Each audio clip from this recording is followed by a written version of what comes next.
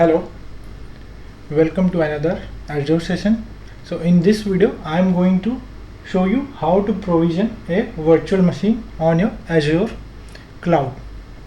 Okay, so virtual machines are a specific compute resources that are used for provisioning your servers. So what you understand as a server, that okay, you want to provision a server, so that is actually a virtual machine that are being done.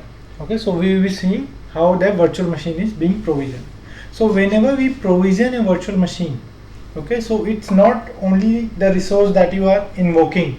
With virtual machine you will be invoking various other resources, like a virtual machine will be within a network group, there would be a virtual network, there would be some disk involved. So all those resources will also be utilized whenever you are talking about provisioning a virtual machine.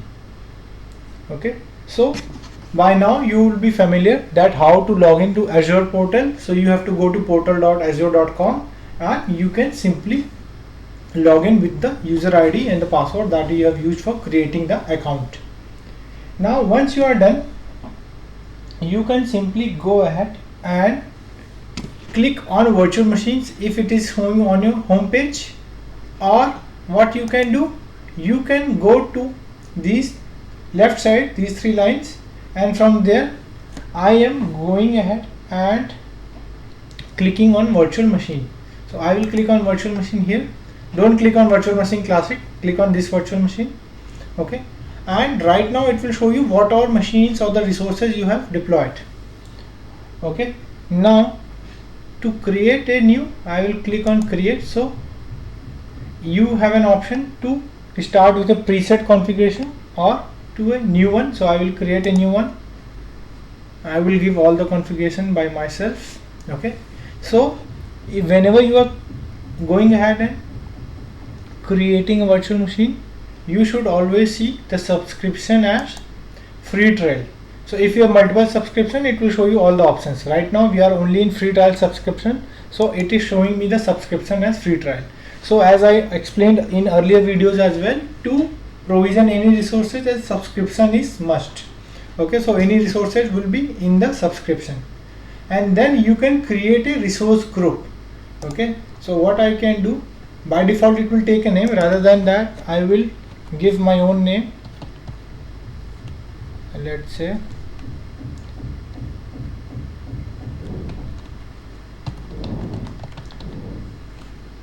okay, so I will take it as Azure Learning as my name and click OK. Okay, so what would be the name of the resource group? Azure Learning, where all my resources would be grouped together. Then virtual machine, so I will say my Linux 1. So I will be provisioning a Linux machine first, then it will ask for you the region, in which region. So as I explained earlier, the region would be your actual data center where the machine will be provisioned. So I am going to select my as, let's say, India region. Based on the region it will change. Okay, so let's say if I am saying Central India, so right now if you see availability options, there are no availability zones available in India region. Okay, so you are not seeing this option. Let's say in the same place, if I select somewhere as US, okay, no, not Central US, hold on, let me search US. Okay, East US. Okay, so you can see there is an availability zone option here coming, and based on that you can select which availability zone, 1, 2 or 3. But based on the region, whether that region supports availability zone, then only it will show. If it doesn't support, it will not show you. So I will still select my India region for now. So I will select India region. So I don't have any availability zone, so leave it. If you want to create auto availability set that I explained for any fault domains, in case any specific rack fails and it will go to other, so you can select that particular option. Okay, so I will leave it blank for now. Then availability zone, because I don't have, so this is grayed out. So if you even see here, no availability zones are available for my locations. Okay, then you can see various images of the operating systems are already present. Okay, so whichever images you want, you can search from this list, or you can also see all your images. Okay, so let's say if I say Oracle Linux, okay, 7. Okay, so if you will see, it will not search like that. So what I have to do, I have to go ahead and search for various other images that are available. So I can click on see all images, okay, and you can search for Oracle Linux and hit enter. So you can see various options of Oracle Linux, okay, but they are provided by various vendors. Okay, so there are various options, and in the marketplace, so it is picking up from the marketplace. Okay, so you can, based on that, you can select. So if you see I can select Oracle Linux from Oracle Americas Incorporation. So I will select this one, I will select, and which image. So let's say I want 7.2, so I will select 7.2 Oracle Linux. Okay, then if you want based on the spot offers and any other offer, so you can go ahead for an spot instance. So I will leave it as it is. And then what type of specific configuration you want. Okay, so based on that it will also show you the price. So you can see all the sizes, and different sizes will have different prices. Okay, so if you scroll a little bit here, right, so based on that it will show you the cost per month. Okay, so it will calculate and display based on that. So let's say I want it for some specific, see, every instance will have its own cost, right? It has 1 GB RAM, 1 CPU, 2 data disks are there. Okay, and maximum temporary storage also comes along with each VM whichever you are creating. So that is 4 GB of space. Okay, so you, based on that, you can select most common ones. Okay, in case you want general purpose. So what are these series and everything, that we are going to talk in another session, so don't get confused. So you can pick any based on your requirement. Okay, so let's say I will pick up a, let's say this one, 16 GB. Okay, and the cost, it will show you that it will cost something per month as Indian currency 2832. So I will pick this one for now, which is fine for me to work. So I will select this and I will click select. So I have selected this one, and it will load the price as well immediately, what would be the price based on that. Okay, now if you want further, you see this is the cost per month for this particular system. Now there are two options in Azure. It's not mandatory that only you have to use your key. Okay, you can also go ahead and use your password. So let's say I will create a password. So let's say username I will say as, let's say fun EBS. Okay, I will give a username, or let's say I will give my name. Okay, else it will be confusing. Okay, and then password I can say it as anything. So again you have to validate this. So minimum length is 12 characters. Okay, so I will say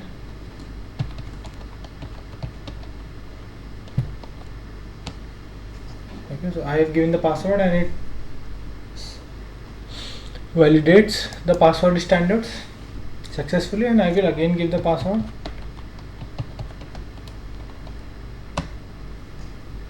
Okay, so what it says,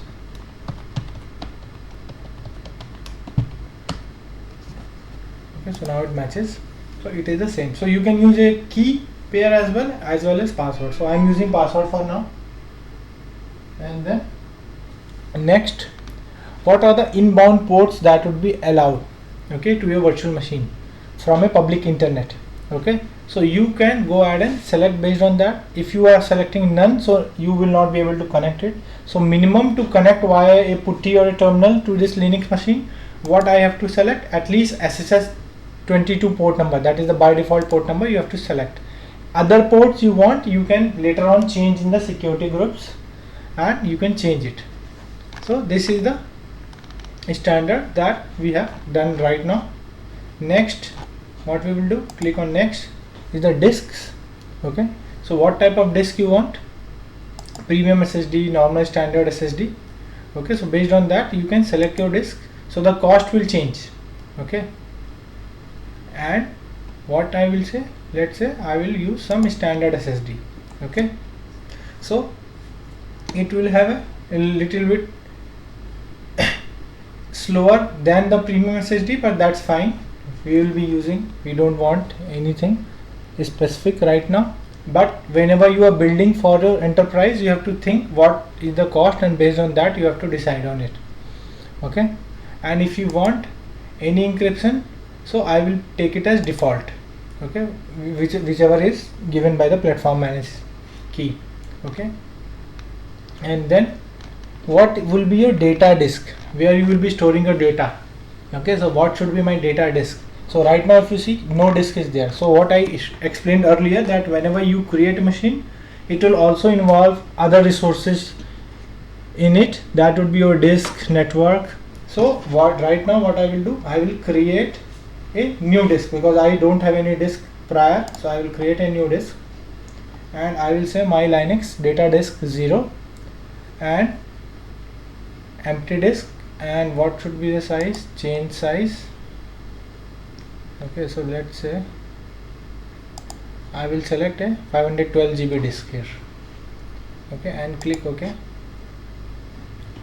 Okay, now I will go ahead, and if you want any encryption you can do it, and enable share disk. I don't want to share it right now, so I will keep it as it is, 512. Click OK. Now a disk is there. Okay, that is attached. If you want more disk, you can attach more. Okay, then advanced option, use manage disk, or you want a feral disk. Okay, so that will be created locally to a VM. Okay, but they are not persistent. Okay, so that's why don't create that, leave it for now. Then we will create networking. So in network, see, by default what it will do, it will create a network, virtual network. Okay, that will be your specific network for this infrastructure, or the resources that you are deploying, that resources would be within that network. Okay, so you can create your name, or by default it will take a name as Azure Learning VNet. So I will keep it as it is. And what would be the subnet of that network? So that will be the subnet by default, so I will keep it as it is. And public IP. Okay, so what would be your public IP? So it is for where you will be communicating to your machine outside your network. Okay, so that will be a public IP. Okay, so I will keep the same, and other network settings will be basic. I don't want to change anything, and only the allowed port is 22, that we already selected earlier. Okay, we don't want any load balancing right now, so I will click next, and then it will be shown here. Now if you see, this is the final page. So if you go ahead and see how, if you want to monitor any specific diagnostics or other things, so you can go ahead and enable those specific entities, or you want to log in with Azure Active Directory, so you can select that. But this particular image will not support Active Directory, so it is unchecked right now. Okay, and in case you want to enable auto shutdown daily, you can enable these things. So these are the default settings, so I will keep as it is. I don't want to change. Click next. Okay, then in case you want to have any specific post deployment configuration, that you want to configure any specific entity, any specific tools that are there, right, you can select here, and you can go ahead, and in case you want to run a custom script on Linux, that also can be done. So I will leave it and click next for now. Okay, so there are two generations. You can see generation 1, generation 2 of VM. Okay, so generation 2 is more advanced with more features, and generation 1 is an older one. So based on that you can go ahead and select. Okay, next tags, so I can say Linux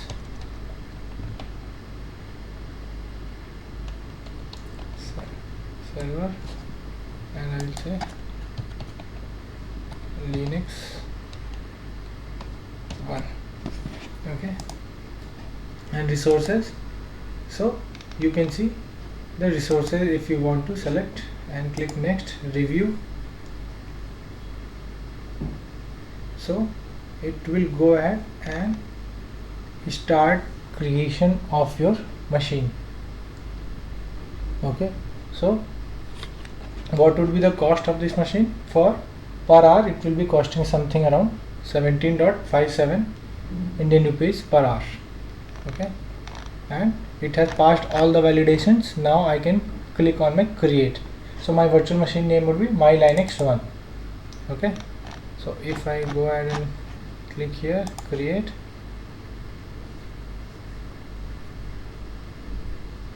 so see, these are specific entities that will be used whenever you are creating your machine. So it will take hardly 2 to 3 minutes to complete. So let's wait.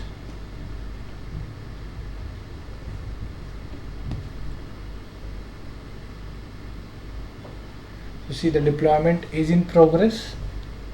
So it is in progress to do the deployment of your machine.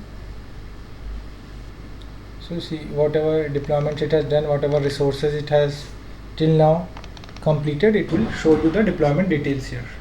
What are the various deployment details it has completed till now. Okay, so now if you see, your deployment has been completed. Now if I go back to my home page, you can see a new resource group is there, Azure Learning, and in this resource group what you can see, a virtual machine is there, a specific public IP is there. Okay, so even if you go from here, let's say from my virtual machines, you can see my virtual machine is there. So in that particular resource group, what resources are being utilized, you can check that. So this is my machine and it is running under free subscription trial, and this is your specific machines that is there. Okay, so let it click here. Okay, so this is the public IP that will be used for connecting to this machine. Okay, so this server is running. So let's see to connect to this machine. Okay, so what I will do, I will simply open. So if you are on Windows, you can open Putty tool is there, Putty, and you can connect. So Putty is very simple tool. If you go to putty.org, you can simply download this Putty tool, and once you download, you can go to your system, search for Putty client. Okay, you can click here and enter your public IP address 20.204.35.39. okay, and I will connect to SSH because the SSH port was open. I will click on open. So it will first time accept, and the username I have given as Himanshu, and the password.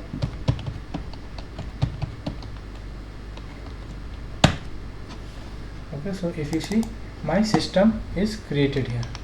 Okay, so this is my Putty and this is my system that got created here. Okay, so this is the space and this is the system that got created. Okay, and if you do see the disk, okay, so these are the disks. So this is the 150 GB, this is the temporary disks. Okay, that is there. So don't keep much data here because that can be lost, whereas this is the disk that we have attached for our working. Okay, so this is the disk that will be installed, and if you do if config, you can see the IP address. Okay, so this is the internal private IP, and the other one that we are using for connecting, that is a public IP address. Okay, so this is how we provision a Linux machine on my Azure portal.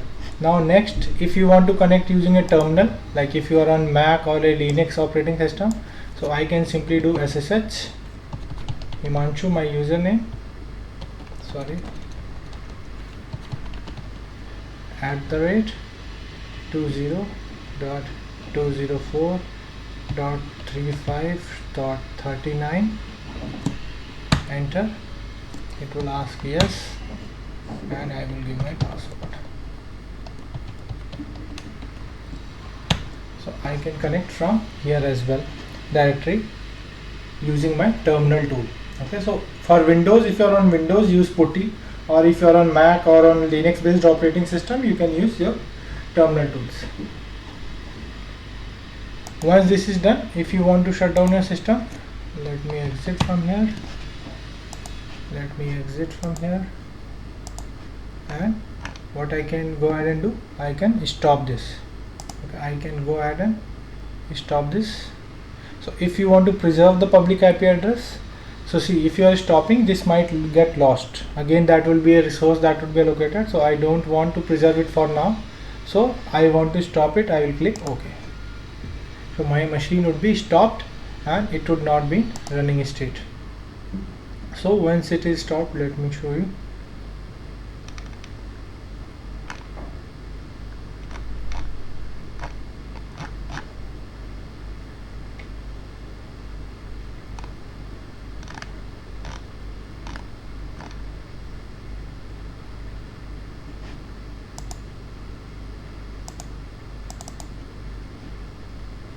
Okay, so my machine would be stopped now. So if you see, my public IP address is gone right now, so I cannot see any public IP address for my machine. So that was all for this video. In next video, I will show you how to create a Windows virtual machine on Azure cloud. Thank you. If you like the video, please subscribe to my channel.